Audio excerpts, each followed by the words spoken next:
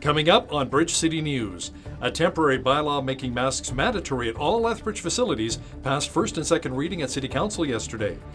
The city of Red Deer is still coming to grips with how a doctor at a walk-in medical clinic was murdered in cold blood yesterday.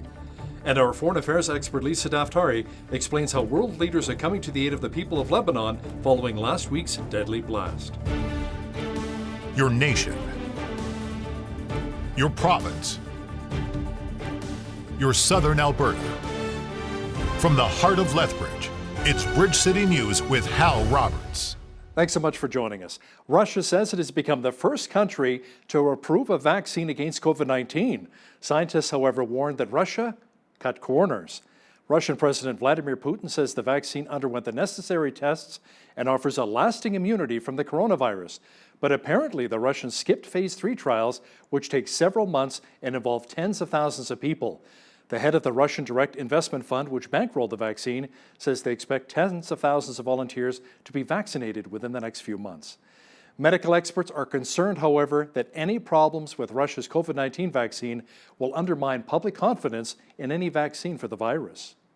I thought that there was likely a danger in doing this before we know how safe and effective this vaccine is, because right now we're engaged in a global race to develop a vaccine as quick as possible. And we have to worry not only about making a safe and effective vaccine, but creating confidence in the public so that they desire to actually take this vaccine. And if something were to go wrong, that's going to set us all back. So we want to be very careful about how we do this. So if something happens in this Russian experience, that's going to color all of the other vaccines and make the public health messaging much harder. Our country's chief public health officer says she has confidence in Canada's process for approving a vaccine.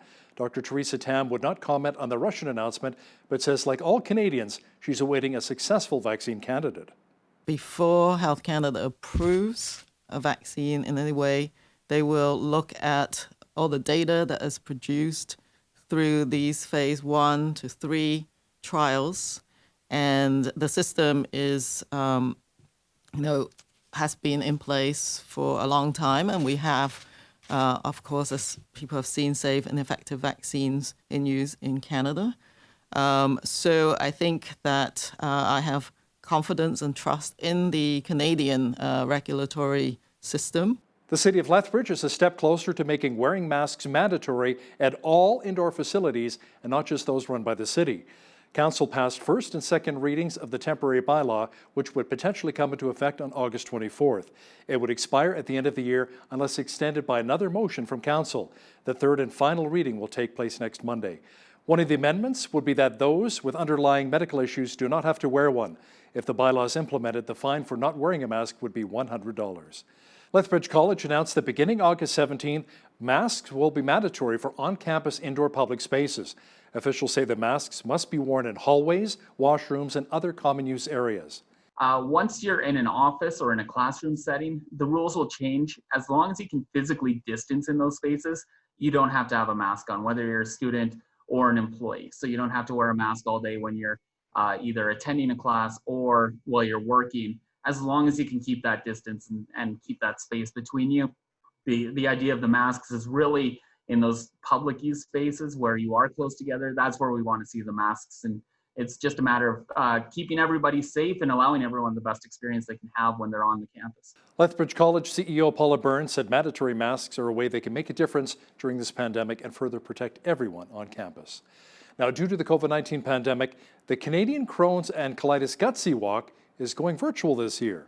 As Micah Quinn explains, the event is put on to raise awareness and funds for the over 270,000 Canadians who live with the diseases.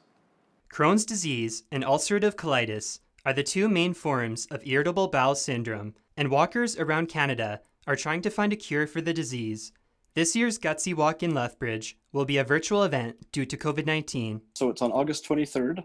And you can go for a walk, you can go for a run, you can even go for a bike ride, whatever you want to get together with friends and family, or just go by yourself. And you can post pictures on social media when you're done, because even though we can't all be together to do it, we can still share virtually. This is the 25th annual Gutsy Walk, and last year, the walk raised over $3.1 million. And since 1996, when it first started, there's been over $35 million raised. Statistics from Crohn's and Colitis Canada show that by the year 2030, the number of people living with irritable bowel syndrome will rise to 400,000 people, or 1% of the population. Harris has lived with Crohn's disease for 9 years, and he says that he doesn't think people know just how common it is. 1 in every 140 Canadians lives with inflammatory bowel disease. And so I like to tell people, go to your Facebook page, go to your Instagram page, and look at how many friends and followers you have. And there's probably more than 140. And so whether you know it or not, someone that you know lives with Crohn's or colitis. For more information or to donate, you can go to gutsywalk.ca. For Bridge City News, I'm Micah Quinn. As COVID-19 numbers continue to fluctuate in our province, a community organization is helping keep the vulnerable of our society connected to family and loved ones. Video journalist Naveen Day has the details.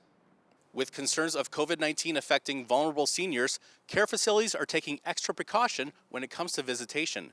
This includes screening, risk assessment, continuous masking, and temperature checks, all before the visitor is sent directly to the resident suites. CEO of the Green Acres Foundation, Donna Kozlovi, says the process of visitation can still be problematic. Unfortunately, because they have to be continuously masked, at times it's difficult for the residents to understand because the masking does muffle the voices a little bit. But thanks to a donation from the Rotary Club of Lethbridge, residents at the Green Acres Lodges are staying connected with their loved ones. The Rotary Club of Lethbridge, we donated $10,000 to go towards iPads.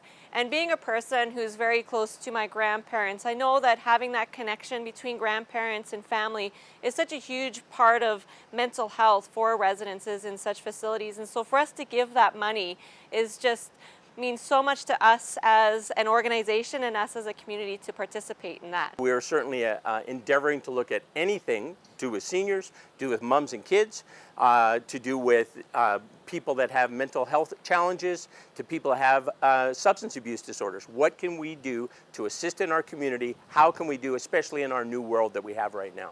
One resident of Green Acres says the use of technology to keep in contact is a no-brainer.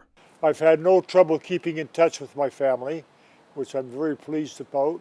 And I think anybody that's in here, if they're not satisfied with the line of communication that's available to you, there's something wrong with you. For Bridge City News, I'm Naveen Day.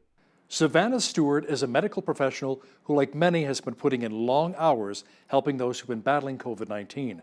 The difference with Savannah, however, is that she only has one hand, making her job that much more difficult. Fever, cough, or shortness of breath? No. You walk in and everyone's in bunny suits. They have men with masks on. They're treating their patients. On a daily basis, a respiratory therapist would have about 4 to 5 ventilators. This time, our ventilator count had gone up so high that we had to do more than that. I saw, 12 to 11 patients at a time. I don't have the 2 hands, I have the 1. So I have to sit there and methodically think it out of what to touch next, what to put on my hand to make it as sterile as possible. I would have to tuck it into a glove. I tucked it into a glove and I taped it so it wouldn't get in my way. It's so rewarding. I mean, most patients, they see me and they're like, whoa, what? And they ask me questions and I answer them like, it's amazing, I lost my leg in a car accident and, you just give me so much hope. And that's what I love to hear and that's what I strive, to help people to be better because they see someone that has less and doing more and it makes them feel like they can do more. First responders, including police, firefighters, and paramedics, will be receiving more mental health support from the province. The government announced today a $4.5 million initiative that will go towards research, prevention, and stigma reduction. Grants totaling $1.5 million will be awarded to nonprofit groups working to improve first responder mental health. The Alberta government says from 2014 to 2018, there were 450 claims for first responders related to post-traumatic stress injuries. RCMP have charged a man with first-degree murder and what they're calling a targeted attack of a doctor at a walk-in medical clinic in Red Deer. Deng Mabur also faces charge of assault with a weapon and assault of a police officer.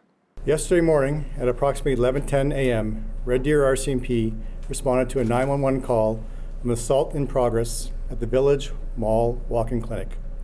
On scene, we found a male victim suffering life-threatening injuries. The victim later passed away at the hospital. I can now confirm the victim was 45-year-old Dr. Walter Reynolds, a Red Deer physician. 54-year-old Deng Mabor of Red Deer was arrested on scene and faces numerous charges, including first-degree murder, assault with a weapon, and assault of a police officer. This was not a random attack and was targeted. Lethbridge police need our help finding a man in connection with a break-and-enter and assault. Police say on July 25th, 3 men entered an apartment building along Columbia Boulevard West and assaulted 2 occupants. They then fled the scene before police arrived. A short time later, 2 of the men were arrested and charged, but police are still trying to locate the 3rd male. If you've seen the suspect, please call police right away at 403-328-4444. 2 more drug dealers have been taken off the streets of Lethbridge.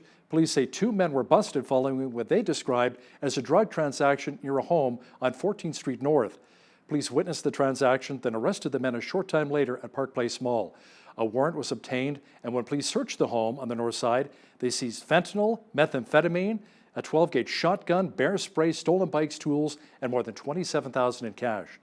37-year-old Kevin Rabot and 20-year-old Samuel Fair, both of Lethbridge, face various charges including drug possession, trafficking, and possession of stolen property.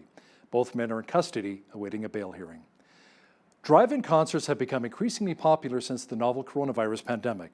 Now, the New West Theatre in Lethbridge is following suit this weekend with some 1950s and 60s inspired medleys.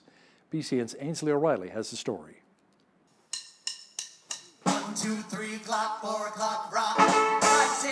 I am absolutely truly excited to be outside, be able to perform with my friends again. It's been a great time to actually be together and create together, and yeah, feel a little bit of that sense of normalcy that as we go into these, you know, as a part of the summer. It's $80 per vehicle. You'll pull into Exhibition Park and turn up your radio to sounds of the 50s and 60s. It might not be what you're used to, but for New West Theatre, it's all about the experience. Here we get to have the giant screens when we perform, so they can still see us do all the dancing and things like that. I'm sure people can dance in their cars if they want as well and turn up the tune, so it'll be great. So it's really exciting that they found a way for us to be able to perform a show and for people to be able to come and see it. It feels like a summer staple. The event will take place at the X South Pavilion from August 12th through 16th. Performers are ready to hit the stage and hear audience reaction in a different way. You'll come and park your car and give us honks for applause because we won't be able to hear you, but we'd be really, really excited to have you out. Tickets can be purchased at nmaxcenter.ca. For Bridge City News, I'm Ainsley O'Reilly. The Ethics Committee met once again today discussing conflicts of interest involving Prime Minister Justin Trudeau, Finance Minister Bill Morneau, and the We Charity scandal. Tory MP Pierre Poilievre questioned Ian Shugart, the clerk of the Privy Council today, on how much knowledge Trudeau had of the We Charity program. So the Prime Minister had no idea how the program would be delivered when he announced the program on April 22nd. The design of the program, the details, was yet to be worked out. The policy was what the Prime Minister announced. The details were to be fleshed out later. And later came on May the 8th. At that meeting, was the Prime Minister's family relationship with We ever raised by anyone? Not that I recall. The Prime Minister's own history with We. No, I know that. Yes. But beyond that, sir, no. So was it raised at all? I do not believe so. Shugart went on to say the agreement with We to manage the student volunteer program was typical and no red flags were raised that warranted him giving special advice to Prime Minister Trudeau. A man was taken into custody following a shooting outside of the White House yesterday, which left U.S. President Donald Trump somewhat shaken. He thanked the Secret Service for springing into action. So I'd like to thank the Secret Service for doing their always quick and very effective work, but there was an actual shooting, and somebody's been taken to the hospital. I don't know the condition of the person. It seems that the person was shot by Secret Service. A powerful storm packing winds up to 160 kilometers an hour, similar to an island hurricane, swept through the U.S. Midwest yesterday, leaving a trail of destruction. Vehicles were flipped, trees were uprooted, and there were millions of dollars in property damage. Officials say there were also extensive power outages from Nebraska to Indiana and Michigan. Thousands of people marched near the wasteland of Beirut's port today to observe a moment of silence to mark the exact time 1 week ago that an explosion killed more than 200 people and injured more than 5,000. Church bells tolled and a call to pray rang out. The explosion was caused by thousands of tons of ammonium nitrate stored in the port for more than 6 years, apparently with the knowledge of top officials. The blast plunged the country into a political crisis. Our foreign affairs expert, Lisa Daftari, says the people of Lebanon appreciate the $300 million world leaders have committed to their country following the tragedy, since their own government allegedly has not offered much help. You know, I remember in the minutes after the explosion, the first reports I was seeing online was for blood donations and for, you know, the hospitals to make room for those that would be coming in. They had no idea what the size of the casualties would be, how many people would have to have hospital beds. And, you know, again, this is something that the world community comes together for. But I will tell you an interesting part of this is Israel was one of the first nations that pledged or volunteered to help, and they received an answer of silence from their Lebanese neighbors. Catch the entire interview with Lisa, who will also discuss how Afghanistan is set to release 400 hardcore Taliban detainees. That's coming up in the second half of our show. Samaritan's Purse has flown a plane loaded with 26 tons worth of emergency relief supplies to Lebanon. The city of Beirut is still reeling following the blast, which killed more than 200 people and left 300,000 people displaced. Hi, my name is Bev Kaufeld. I am here with Samaritan's Purse International Relief. As you can see behind me is our DC-8 that we just loaded with the emergency tarp. We loaded also with hygiene kits and power pucks for the people of Beirut who have been affected by the explosion. Many of you have seen in the news the magnitude of this explosion, which caused damage for up to 20 kilometers away from the epicenter. Over 150 people have lost their lives and over 5,000 people have been injured. On top of this, over 300,000 people displaced in Beirut. We also have an assessment team so we can get on the ground and work with our national church partner there to see how else Samaritan's Purse can help bring relief after this terrible explosion. We are also still in the middle of a pandemic with COVID-19. Our team is very aware of that, and we are taking the precautions that we need to do the work that God has set us out to do. We really appreciate your prayers for our team, but most of all for the people of Beirut. Thank you very much. Great to see the way Samaritan's Purse is helping out once again. We had some light shower activity in our region today and then lots of sunshine. We may see more of the wet stuff, however, tomorrow. A complete look at the weather forecast is on deck. You know, the nice thing about the liquid sunshine is that it waters our crops, our trees, and our lawns. We had a bit of that today here in southwestern Alberta. Jeanette Rocher is here now with a complete look at the weather forecast. Jeanette, can we expect more showers possibly tomorrow? Yes, we could see a slight chance of showers. Same thing for tonight. So tonight, 30% chance of rain. We could possibly see an evening thunderstorm as well. Overnight low tonight at 12 degrees, and then into tomorrow, 30% chance of showers, possibility of some thunderstorms there as well. But then clearing for the rest of the day. 21 is our high tomorrow and 8 degrees for our overnight low into tomorrow evening. And as we look at the 5-day forecast, like I said, it's going to clear on Wednesday, so we'll be seeing sunny skies again on Thursday. 24 is the high there, 26 for Friday under sunny skies as well.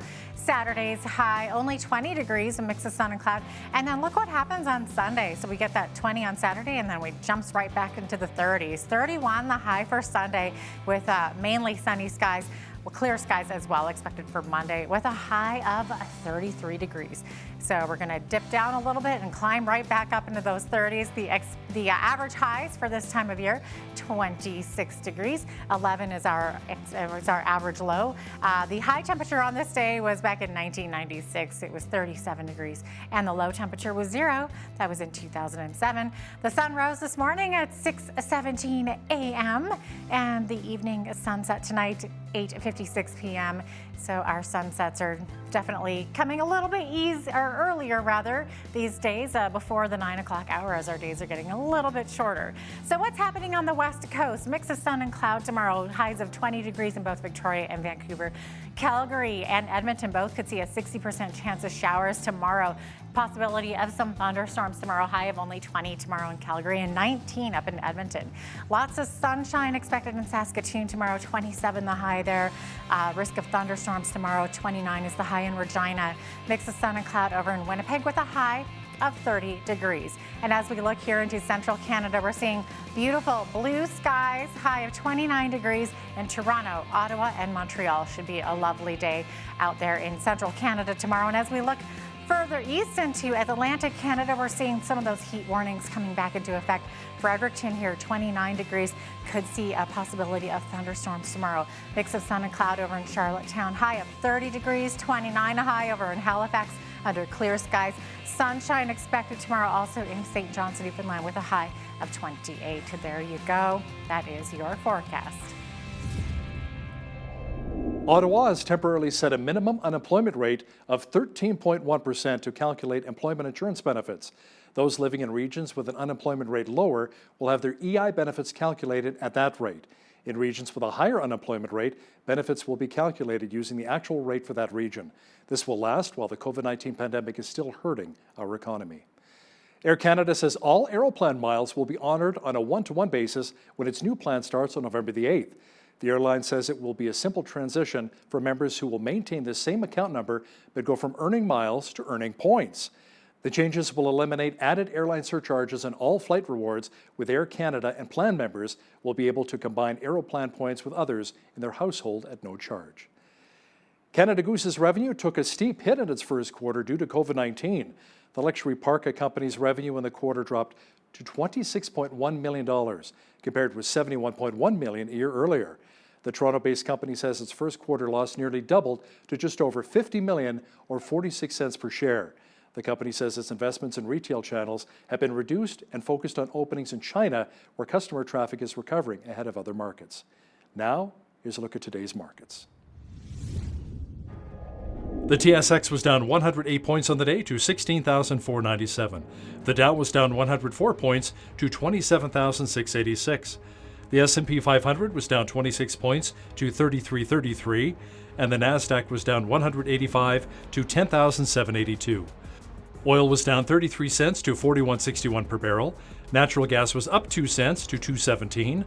Gold was down 4 cents to 19.1185 an ounce, and silver was up 2 cents to 24.82 an ounce. Wheat is at $212 per metric ton, barley's at $207, canola's at $4.85, and corn is at $222 per metric ton. Live cattle are up $1.15 to $108.30.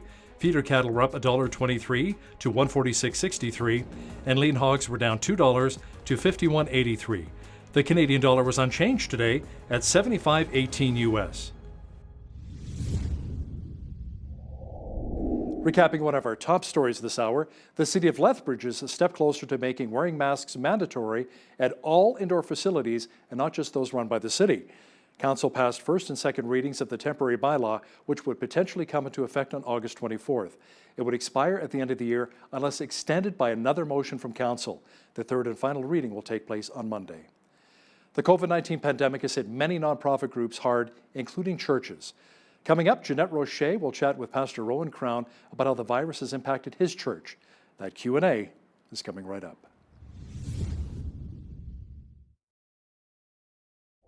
What lasting effects will the COVID-19 pandemic have on the church?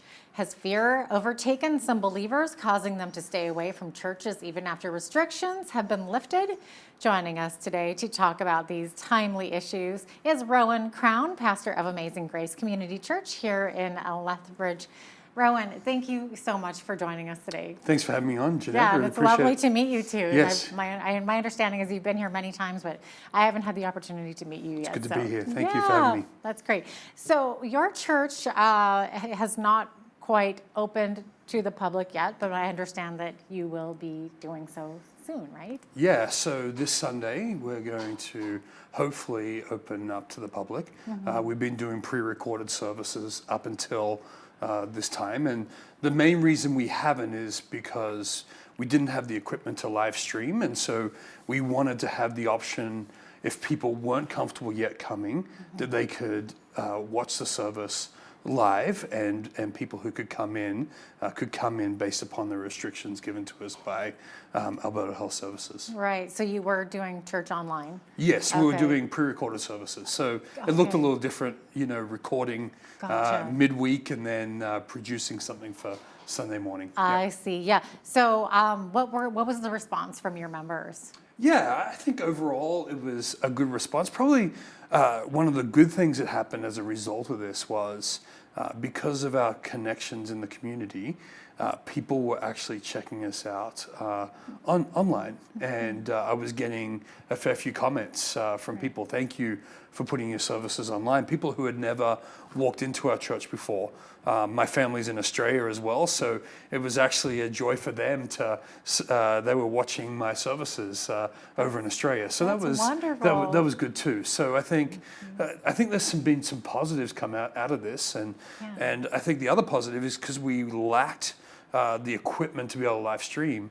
Someone made a very healthy donation to us in order to get the equipment to be able to do that. So I think there's a blessing that's come out of this for sure. I was wondering too, with more churches going online, if maybe it would attract people who normally wouldn't have the, enough bravery or whatever to walk into a church for the first time, right? I think so. I think it gives a little bit of a window into the church, right? And lets them check out a church before they actually go in. So I think that's a blessing that's a part of this. Yeah. Do you think that it's an effective alternative to meeting in person? Yeah, I think it is an effective alternative. I think the people who commented to me that they were looking at our services, they already knew me. Some people hadn't, so I think that's a good thing too. It just shows that because you have a relationship with someone, that then they can make that connection as well. So hopefully it leads towards maybe them going, hey, this is a place I could go and check out church, so to speak. So. Right, exactly. Now, Pastor Rowan, during these times of uncertainty, many have gone through all kinds of roller coaster emotions, right? Some have lost loved ones, some people have had business fails, some people have lost their jobs. So what can we learn in these trying times? Yeah, I think it's been a very, very difficult time. We've had people who have lost loved ones to COVID. In fact, right before COVID hit, my wife, her mom died of pancreatic cancer. And during the midst of it, it just made it even more difficult, right? To know how to go alongside people, because they're not only dealing with grief, but they're also dealing with this thing that we've never dealt with before, right? So it put people in a very weird, not weird, a different situation. So talking to them and counseling them and encouraging them. On top of that, I'm also dealing with it, right? Yes. And I would say there were periods that I went through some anxious times in my own life. Wow. Right? Never experiencing that before. Of course. Right? And I think that has a lot to do with the changes in our world and how we adjusted during that time period. That must have helped really shape your messages too, because we're all in this together. Yeah. Right? Yeah. I think it was really hard to. For me, I'm very much a people person. So to not have people around when you're doing your messages, it made it more difficult. It didn't make it as real at times. But I really prayed that, hey, when we recorded, let's make this look like church as much as we can, for my own sake as well as the people listening. Yeah, absolutely. Now, as this pandemic continues with restrictions slowly being lifted, how has this time affected or challenged you as a pastor? I mean, we've been talking about that a little bit already. Yeah. So personally, there were some challenges I faced, just in my own thought process and my own relationship with God. Right. I think that was good. I think it helped me reflect on what is the very purpose of the church. See, we struggled with, we can't meet as a church. But is that the only definition of the church?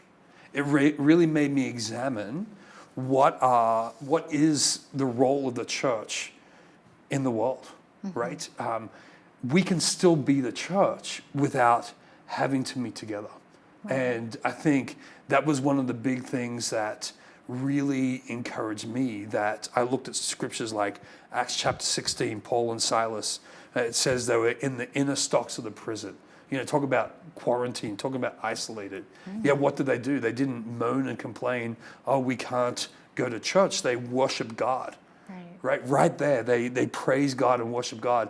And as a result, their chains were lifted, and everyone in the prison, their chains was lifted. So their circumstances didn't stop them praising and worshiping God. And so I think this time for us as the church, we can complain, oh, we can't meet together. It's not, the government's not treating us like restaurants or Home Depot or whatever. You heard those comments, but really the church can still be the church regardless of whether we gather in a building or not.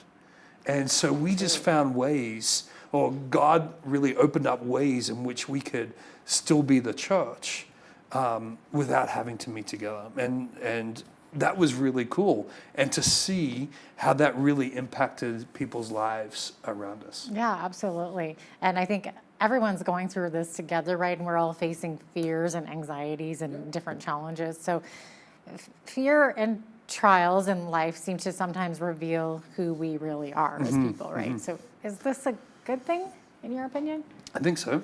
I think anytime that I was actually reading a passage in Isaiah just before I came, anytime God confronts us with challenges, there is a chance for us. We can throw our fist up at God and complain, right? Or we can, healthily submit to God and say, okay, God, what do you want to do in my life during this time, right? And that was hard, right? Because we get used to the same patterns of relationships, of life, of things we do, and that was all upended.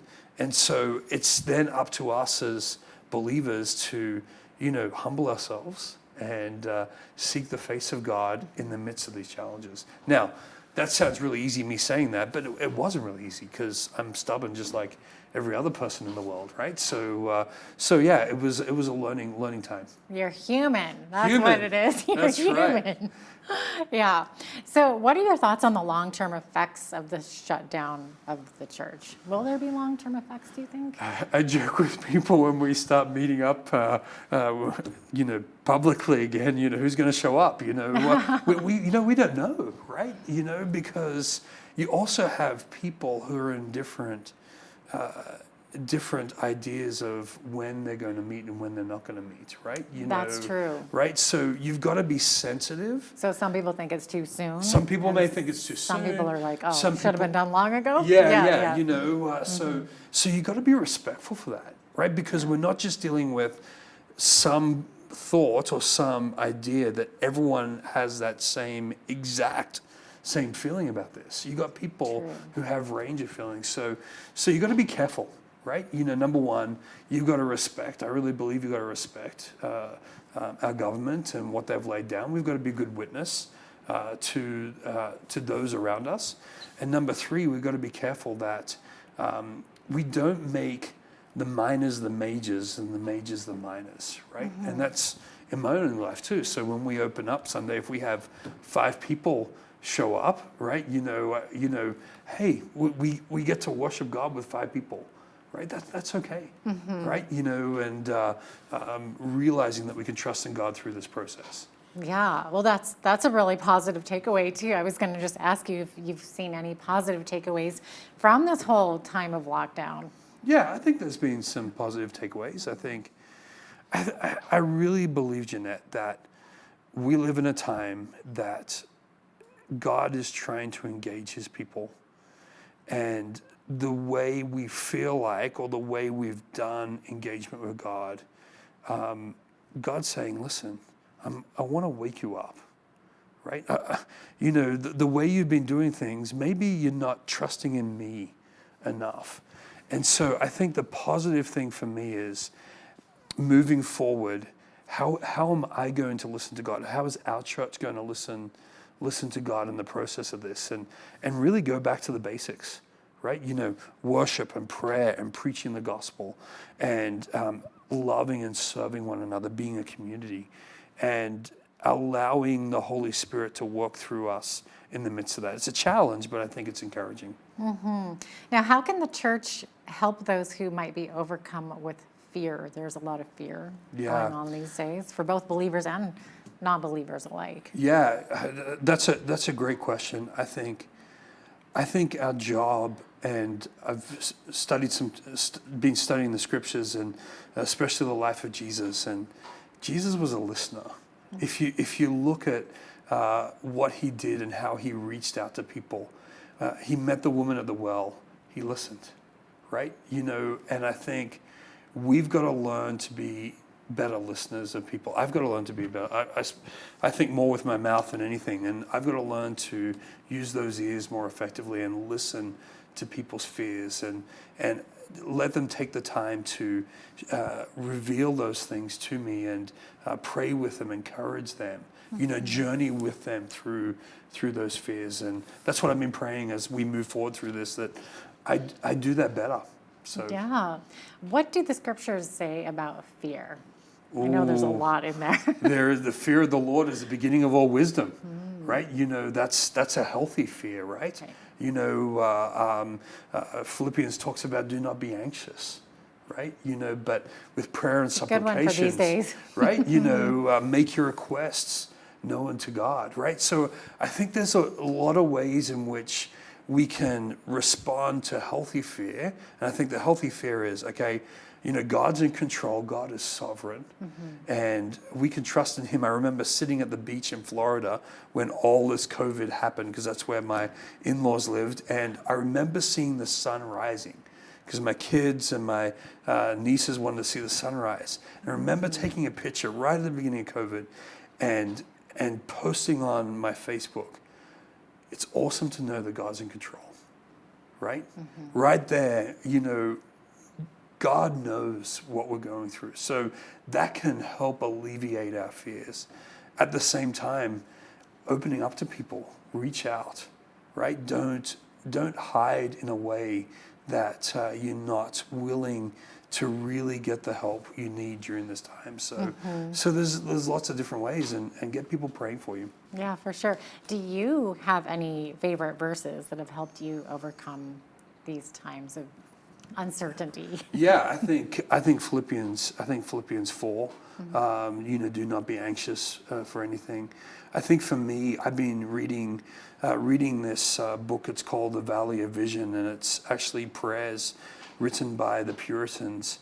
And I've been reading that most mornings, and just having a solid prayer life. And even they use a lot of scriptures, various scriptures, to pray to God, and sometimes in our anxiety and our fear we don't know what to pray, and just to be able to sit and pray those prayers and take the time to listen to God, that has really helped me. Going to the Psalms is another way in which I can experience. I actually did a series through Psalm 119, the longest psalm in the Bible, where I just shared my thoughts about what God's communicating to us through that psalm. And that was helpful for me. And I kept on doing it. I don't know how many people were watching it, but it was really helpful to me to know that the covenant-keeping God is steadfast in his love and faithfulness to us as his people. So that was Rowan Crown, lead pastor of Amazing Grace Community Church here in Lethbridge. Thanks so much for joining us today.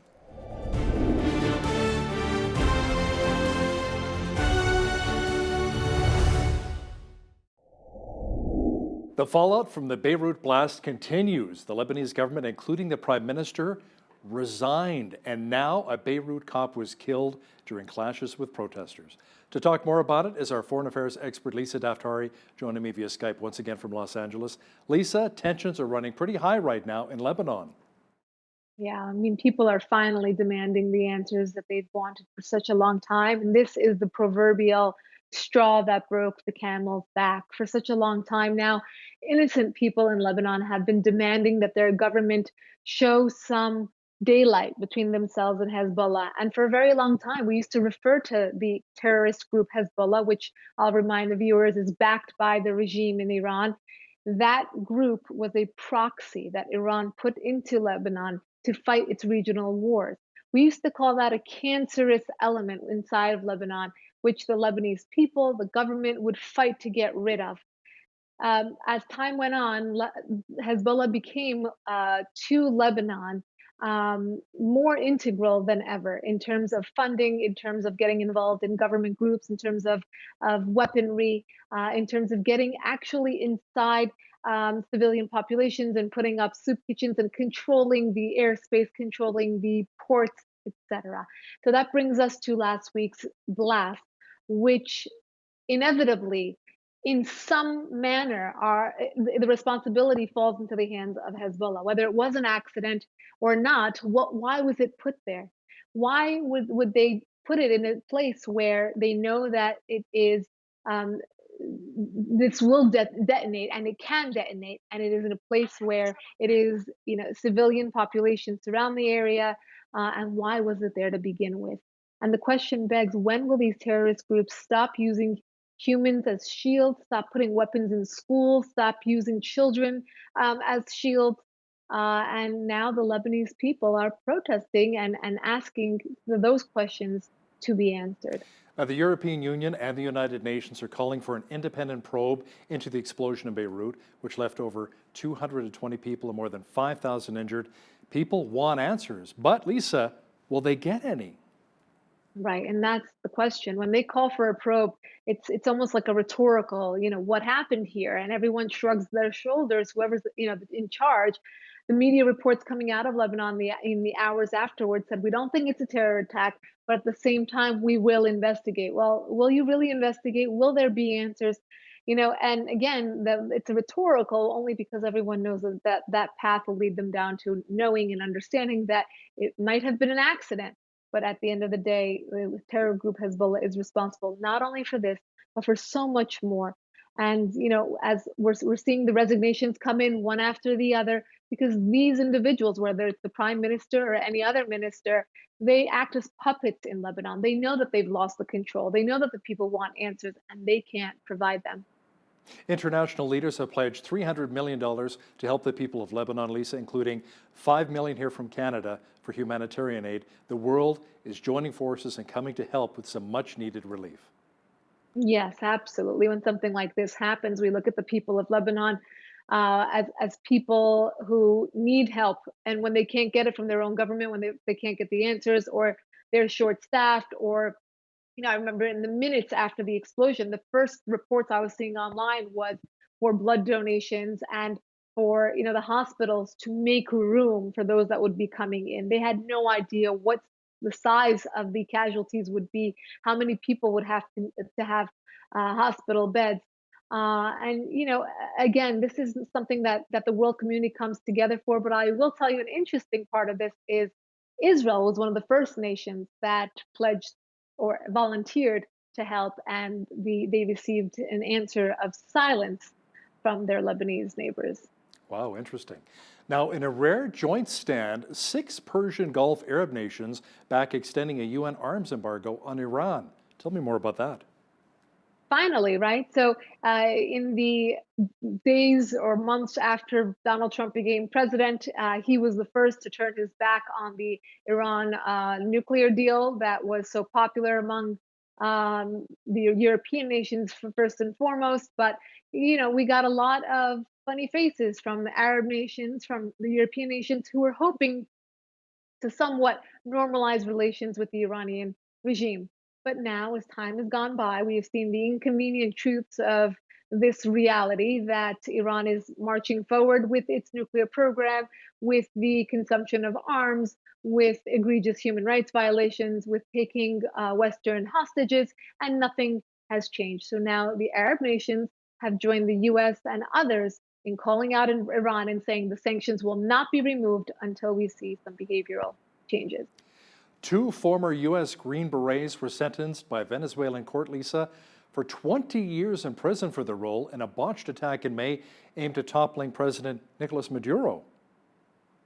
Yeah, so the Venezuelans are on to the Americans in that they want to create the regime change that they did not see happen months ago in Venezuela. Maduro became even more ironclad in his reign over the country and more bold to punish those who seek to remove him. And this was called Operation Gideon. These two admitted to working with a third military member here in the United States on this project, and now 20 years. I'm sure that there will be action taken by the United States to use any diplomatic means possible to work with neighboring countries to get these individuals released. Lisa, Afghanistan is set to release 400 hardcore Taliban detainees to kick off peace negotiations between the government and the militant group. President Ghani allegedly met with more than 3,000 regional Afghan leaders in Kabul last week to discuss the potential releases. I mean, that can't be good, releasing those who belong to a terrorist group.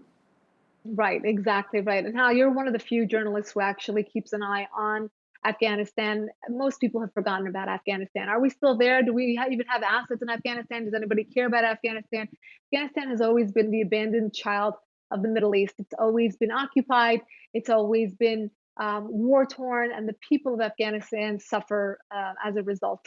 And now the West looks to the Taliban, a terror organization, which they know is a terror organization, as the only hope for some sort of semblance, meaning that they have the resources, they have the control, they have the ability, and they're expansive enough to take the future of Afghanistan into their arms. And they are, again, proving to us that they are only a terror organization. Any ceasefire that has been put into place as of recently has been broken immediately.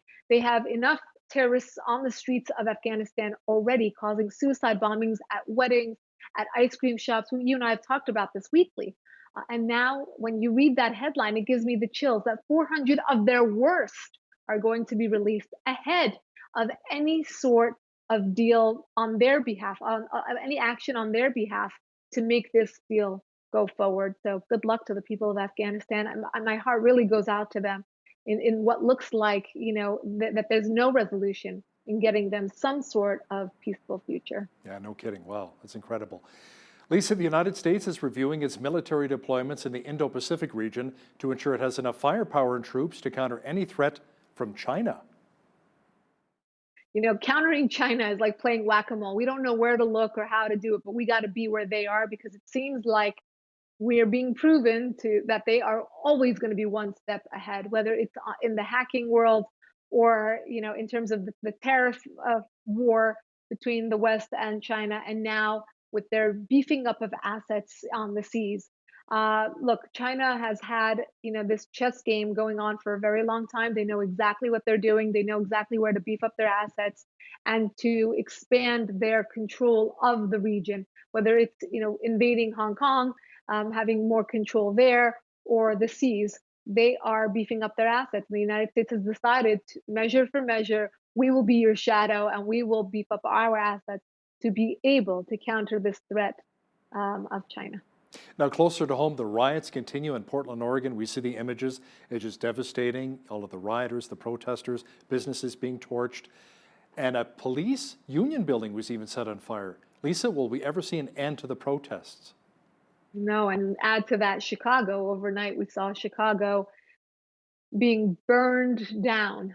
I mean, there is a loss of control in both of these places. And, Seattle, we saw just a few weeks ago. And here in Los Angeles, we had crazy protests, but it's ongoing. And in Chicago, for example, the impetus was that police fired at a man who was armed, who was actually armed. I mean, what these protesters are doing, they're causing such a fear, the reverse fear, for the police to have fear of the people and not the people to have fear of the police.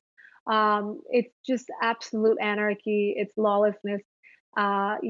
here in Los Angeles, for example, if you are now, if someone robs your home or if you're in a car accident, but it's not an active scene, they don't even send police out anymore. And now with these types of protests, police will think twice before acting aggressively in order to counter an aggressive person. And for ordinary citizens, that doesn't make me feel safe, and I know it doesn't make others feel safe. But these protesters, there is a momentum here, and there's a falsified social justice movement to correct something that they have incorrectly perceived as being unjust. And I think it's going to be a while before we see this extreme situation go back to at least some sort of normalcy. And before that happens, we're going to see a lot of burnt down police stations, a lot of burned American flags, and a lot of regrets, I think. How can people in a lot of these regions even feel safe, especially when there have been calls, even by city officials, saying we're going to defund the police? If anything, they should add to the budget, the police budget, and bring in more police officers to protect the people in those regions. Seattle, Portland, Chicago, it's unbelievable. Meanwhile, protests have erupted in Belarus after Europe's last dictator claims election victory, Lisa. Yes, of course he claims a victory. He's the dictator, right?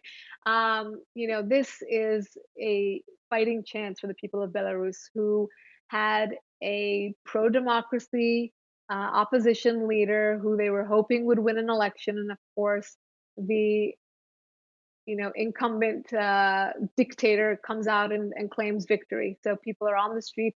Right now, we're seeing a lot of protests, regardless of whether it's for social justice movements, or in many cases around the world, we're seeing a lot of protests in the aftermath of elections. People are either, it's because of COVID that they are claiming that these elections are fraudulent, or that they, were somehow rigged, or that people couldn't come out, or they didn't have access to voting.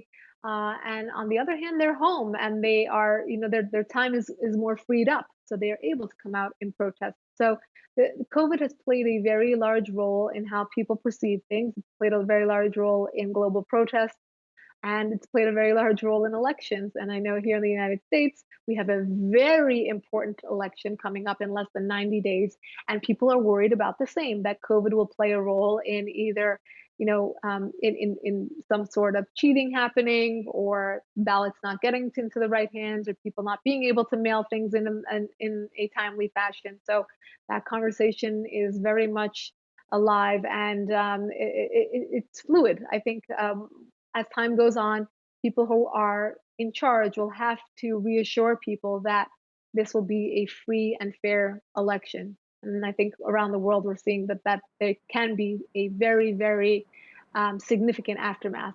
Should be interesting to see how it transpires, definitely.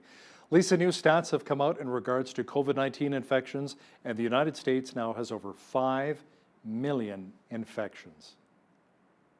Yes. So our second wave has actually been interesting. So the people that I talk to that are on the front lines say that the cases are not as serious. They are hitting a younger population or age bracket. We're not seeing as many deaths. So the number of cases has gone up. The number of deaths per day have gone down. And hopefully we're seeing this end. Some people don't even call it a real second surge. Many of those people are also pushing for schools to reopen, and unions and others are not. For example, here in California, the governor is an absolute no. He's also, related to Nancy Pelosi. We don't know if this is a political case. We don't know if this is a matter of health, but the numbers show a different story. What's unfortunate here is that COVID exists, and it's very, very, tragic for those who have been hit by it. But at the same time, we look at the businesses that will never reopen. You look at how many for lease signs there are in brick and mortar shops that have shut down indefinitely. And then you look at the children that won't be able to go back to school and, have that sense of normalcy and being around other children and actually getting that experience of real classroom. And this is the other side of COVID. So I think it's a real conversation that we're going to be having months going forward. But yes, we've hit that 5 million number. but thankfully the number of deaths have also come down. Well, the depression and anxiety rates are also going through the roof with everybody being isolated right now. Stay home, stay safe, as they say, but at the same time, mentally, it's taking its toll. Now, Lisa, are we getting any closer to seeing a vaccine? Last time we chatted, labs, of course, where you are, and in Israel, we're getting pretty close. Yes, people, and now we're hearing of reports of labs elsewhere, like in India and Indonesia, also wanting to compete in this, very, very healthy, competitive endeavor of coming up with a vaccine. But I think, as you put it right before you asked your question, is that, we were told to stay put and stay safe until we flatten the curve, not until we find a vaccine. And I think many people are looking forward to that vaccine thinking, well, that is when the world will go back to normal. Well, no, not really. We don't even know what that vaccine will be all about. And many people will, refuse to inject themselves with something that has not been shown, in a long-term case study to be, healthy or effective or what have you. So I think that, while many eyes are on the vaccine story, it will be a while before people are truly confident that this vaccine is the way forward. Our foreign affairs expert, Lisa Daftari, joining me once again from Los Angeles. Thank you, Lisa, and stay safe. You too. On behalf of all of us here at BCN, I'm Hal Roberts. God bless. Thanks so much for watching.